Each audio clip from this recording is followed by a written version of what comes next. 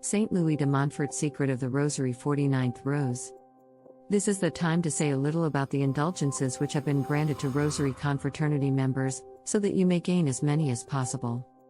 An indulgence, in general, is a remission or relaxation of temporal punishment due to actual sins, by the application of the superabundant satisfactions of Jesus Christ, of the Blessed Virgin and all the saints, which are contained in the treasury of the Church. A plenary indulgence is a remission of the whole punishment due to sin. A partial indulgence of, for instance, 100 or 1,000 years can be explained as the remission of as much punishment as could have been expiated during 100 or 1,000 years, if one had been given a corresponding number of the penances prescribed by the Church's ancient canons. Now these canons exacted 7 and sometimes 10 or 15 years penance for a single mortal sin, so that a person who was guilty of 20 mortal sins would probably have had to perform a 7-year penance at least 20 times, and so on. Members of the Rosary confraternity who want to gain the indulgences must be truly repentant and go to confession and communion, as the papal bull of indulgences states. Be entirely free from affection for venial sin, because if affection for sin remains, the guilt also remains, and if the guilt remains, the punishment cannot be lifted.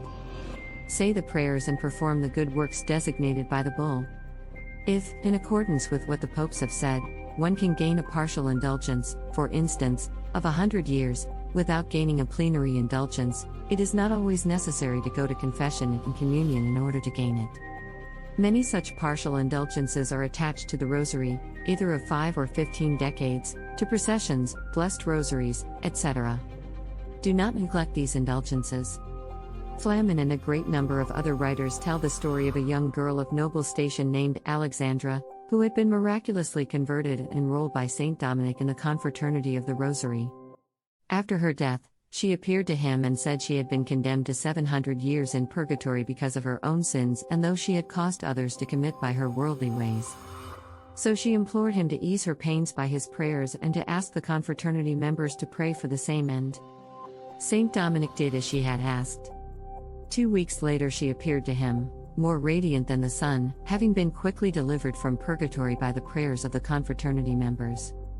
She also told Saint Dominic that she had come on behalf of the souls in purgatory to beg him to go on preaching the Rosary and to ask reward them abundantly when they entered into glory.